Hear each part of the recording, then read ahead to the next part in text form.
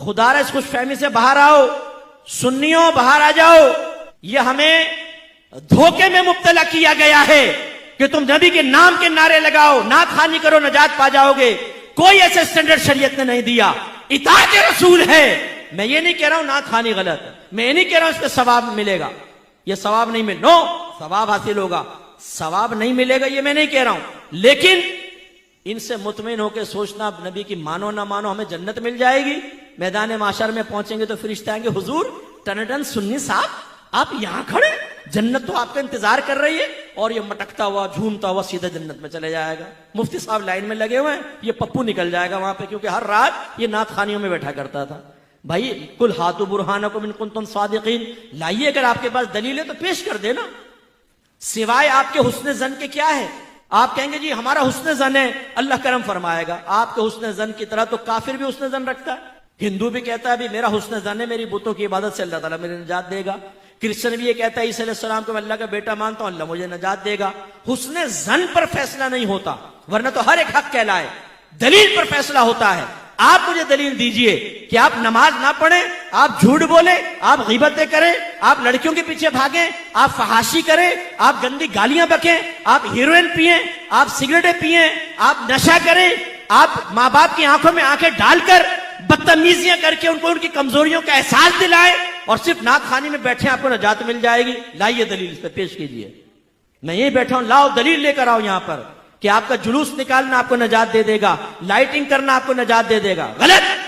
अगर किसी ने आपको जहन बनाया है, किसी नाखान ने जहन बनाया है कि आप सरकार की महफिल में बैठे हैं और जो सरकार की महफिल में आता है सरकार बरोज़ क़यामत उसको सीने से लगाकर जन्नत में ले जाएंगे, आपके ऊपर वाजिब है आप उस नात खान को बात में रोकें और कहें इस पर दलील पेश करो।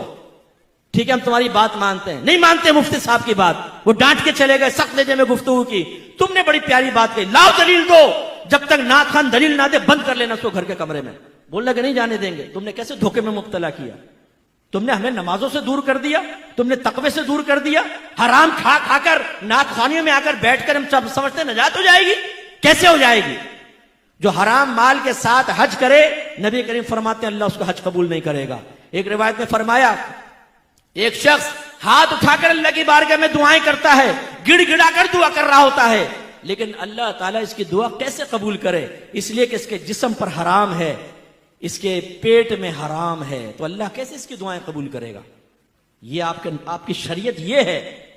हमें ख्वाबों में मुब्तला किया गया है, जुलूस निकालो नजात है, लाइटिंग करो नजात है, तीजे 40 में करो नजात है, 11वीं करो नजात है, तुम बरोज़ क़यामत आओगे सरकार तुम्हें बख्शवा लेंगे, यकीनन मेरे आका शफाअत करेंगे, इनकार नहीं।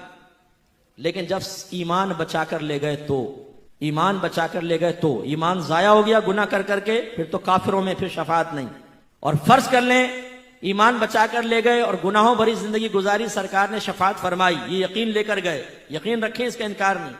लेकिन क्या ये बहुत बड़ी बेमुरव्वती नहीं होगी कि हमारी हर तरह की गंदगी के बावजूद सरकार मैदान माशर में सीने से लगाएं? क्या फिर हमें नबी करीम के साथ ये रवैया रखना चाहिए?